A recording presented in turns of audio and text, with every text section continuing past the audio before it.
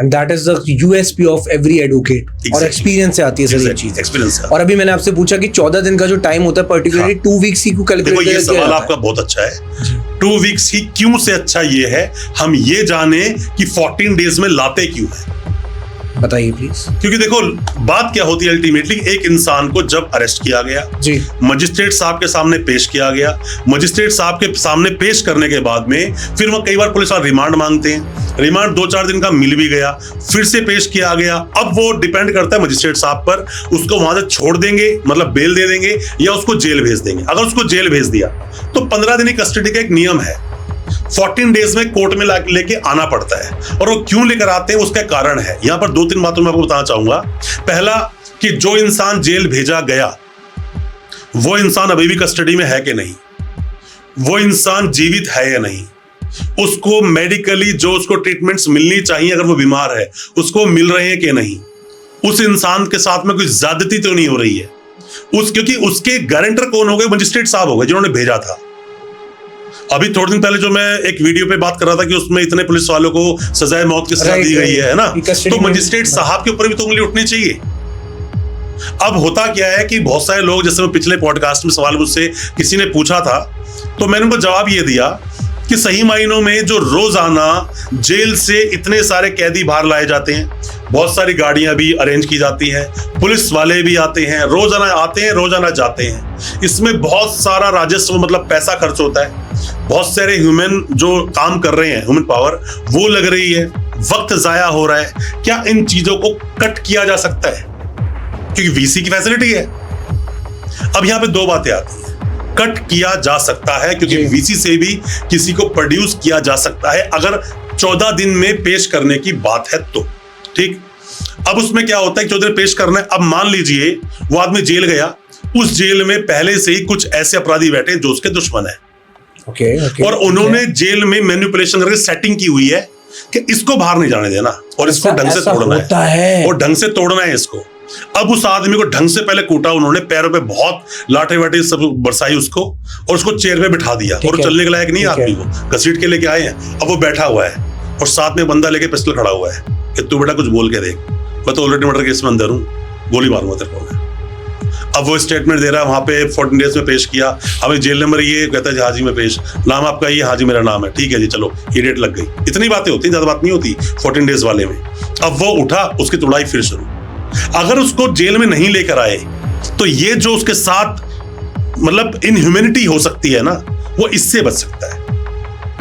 14 days में इसीलिए court में लाना जरूरी है, हर काम वीसी पे नहीं हो सकता। एक और बात सुनिए, पॉक्सो एक्ट में ना बड़ा ही क्लियर एक सेक्शन है, उसमें यह बात बोली गई है किसी भी इंसान की जब गवाही उसके विरुद्ध जो देने के लिए आ रहे हैं उनकी गवाही उसकी प्रेजेंस में होगी, वो सुनेगा। मैं ये बात ना एक सवाल पूछता हूं सारी ऑडियंस से, जितने भी लोगों का पॉक्सो में नाम आया हो, उनका सगा संबंधी कोई जेल में हो या वकील साहब हो, कितने लोगों की गवाही बिना उसके प्रेजेंस, मतलब जब एक रूम होता है ना पॉक्सो में, तो उसमें जिसके ऊपर वो अपराध चल रहा है वो एक्यूज कोर्ट में नहीं था और बच्चे की गवाही पूरी हो गई। कितने केसों में कमेंट बॉक्स में डालना, और आप देखना कमेंट बॉक्स में बहुत सारे केस हैं अपने देश में ऐसे कि बिना एक्यूज के सामने गवाहियां चल रही हैं। देश का कानून ये बोलता है फेयर ट्रायल चलना चाहिए और उसको पता होना चाहिए मेरे सामने गवाहियां हो क्या रही हैं, मेरे वकील साहब सवाल क्या पूछ रहे हैं। ये प्रोसीजर है, ये सिर्फ किताब में लिखी बातें नहीं है, प्रोसीजर है। अगर लोगों तक बात पहुंची होगी और बॉक्स वाले देख रहे होंगे ऐसा हुआ होगा तो कमेंट बॉक्स में बताना। ये एक इलीगल प्रोसीडिंग का पार्ट है। उसको पता ही नहीं है उसके ऊपर केस क्या चल रहा है, उसको पता ही नहीं है कि कोर्ट में स्टेटमेंट क्या हो रही है, उसको पता ही नहीं है कोर्ट में आज बात क्या हो रही है, क्या बहस हो रही है, क्या हो रहा है, कुछ नहीं। मतलब ये तो ये हुआ कि भाई इंसान को उठाओ और जेल में डाल दो और जो करना है कर दो, सजा सुना दो 20 साल और चल भाई 20 साल जेल में पड़ा रहा है, उसको पता ही नहीं चल क्या रहा है। Ignorance of law is not admissible, ये खुद बोलता है अपने देश का कानून। तो आप जब इग्नोरेंस की बात कर रहे हो तो यहां पर इग्नोरेंस कोर्ट में भी तो हो रहा है। एब्सोल्युटली। तो ऐसे बहुत सारे नियम है दोस्त, जो आपने बोला देश का कानून, जो सीरीज आप चला रहे हो, ये पूरा अगर मैं बोलूं तो देश का कानून और आपके अधिकार, एंड इनफैक्ट और आपके अधिकार जो लोगों को पता ही नहीं है। पता ही नहीं है। और देखिए अभी पॉक्सो एक्ट पे यार इतने सवाल हैं और ऑफ कोर्स हम इस पे भी बात करेंगे, लेकिन पहले मैं आपसे साथ साथ बस ये भी जानना चाहूंगा कि देखिए जब किसी पे कोई केस फाइल होने वाला होता है ऑब्वियसली थाने बुलाया जाता है। अब लेकिन थाने में बुलाया जा रहा है, पुलिस वाले किस तरीके से ट्रीट कर रहे हैं, क्या कुछ उनके साथ हो रहा है, whether they are filling the report in accurate manner और नॉट, तो क्या ऐसे केस में वीडियोग्राफी अलाउड होती है थाने में? देखो आपने तो एक मुझे सिनेरियो दे दिया, ठीक है ना जी। ये सिनेरियो आपके सामने कभी होगा भी नहीं, पर क्या सिनेरियो होगा वो समझ लीजिए। बताइए। पुलिस आपके पास आई और आपको अरेस्ट करना है, तो जो अरेस्ट मेमो बनेगा ना, वो अरेस्ट मेमो आपके सामने हो रहा है, उसकी आप वीडियोग्राफी कर सकते हो। आपका तो फोन ले लेंगे, एक प्रोसेस है, इस प्रोसेस को समझो। पहले मैं आपको ये समझा देता हूं। देखो BNS, BNSS और BSA, इन तीन को पहले आप समझो।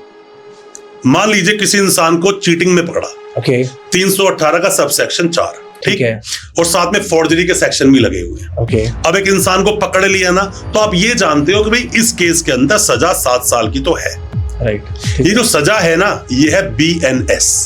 ओके ठीक है। अब जो पुलिस वाला बैठकर आपको अरेस्ट करने के लिए आया और जो अरेस्ट मेमो बना रहा है उसको बोलते हैं BNSS, ठीक है। और वो लाकर जो दिखा रहा है कि तेरे अकाउंट में पैसा आया है, एविडेंस एक्ट, जिसको बोलते हैं BSA। ये तीन बातें हैं, ठीक है। कि मतलब सिंपल प्रोसीजर में सजा कहाँ है? BNS में, IPC में हुआ करती थी, अब BNS में हो गया। प्रोसीजर का है BNSS में, जो CRP से चलता था।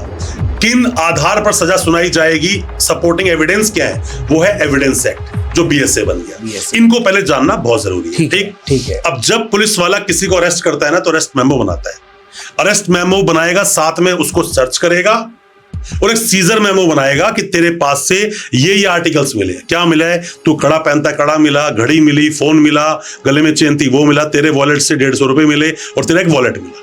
परफेक्ट। ये जो उसने बनाया है, अब इसकी जब उसको अरेस्ट कर रहे हैं वहां पर कोई ना कोई फैमिली मेंबर तो होगा, आप बना लो वीडियो। दिक्कत क्या है? अब वो आदमी आपको अरेस्ट कर रहा है, पुलिस से ही कहीं से, वो किसी भी स्टेट से आया है, सिविल कपड़ों में बैठा हुआ है और वो आपका अरेस्ट मेमो बना रहा है। यहां पर DK बासु के जजमेंट का क्लियरली वायलेशन हो गया। DK बासु का जजमेंट ये बोलता है कि भाई साहब, आप जब किसी को अरेस्ट करने किसी के पास जाओगे तो आप वर्दी में होनी चाहिए और आपकी बैच नेम प्लेट क्लियर होनी चाहिए। यहां मैं आपको कट करना चाहूंगा। एक मेरे को आप बात बताइए कि इतनी मूवीज भी आई हैं आजकल जहां पर वो लोग जब एनकाउंटर भी करने जाते हैं, वहां पर भी किसी को अरेस्ट भी करने जाते हैं, तो वो सिविल यूनिफॉर्म वर्दी में नहीं होते। हाँ सॉरी, एब्सोल्युटली वर्दी में नहीं होते, लेकिन वो ऑन ड्यूटी होते हैं विद परमिशन ऑफ दी उनके जो सीनियर्स हैं। बिल्कुल। तो ये बात कैसे जायज होगी? देखो ऐसा होता है कि मैं फिर बोल रहा हूं कि ये कुछ इस तरह से है कि जब तक बच्चा रोएगा नहीं, दूध उसको मिलेगा नहीं। कैसे? जब एनकाउंटर्स होते हैं तो जिन एनकाउंटर्स पर सवाल उठाए गए, कोर्ट में अर्जियां लगाई गई कि फेक एनकाउंटर है और वो केस चलता है, लास्ट में उन पुलिस वालों को सजा मिलती है, वर्दी उतर जाती है, जेल काटते हैं वो खुद। देखो, आपको मैं नहीं मार सकता क्योंकि आप इस देश का अभिन्न अंग हो, तो क्या आप अपने आप को मार सकते हो?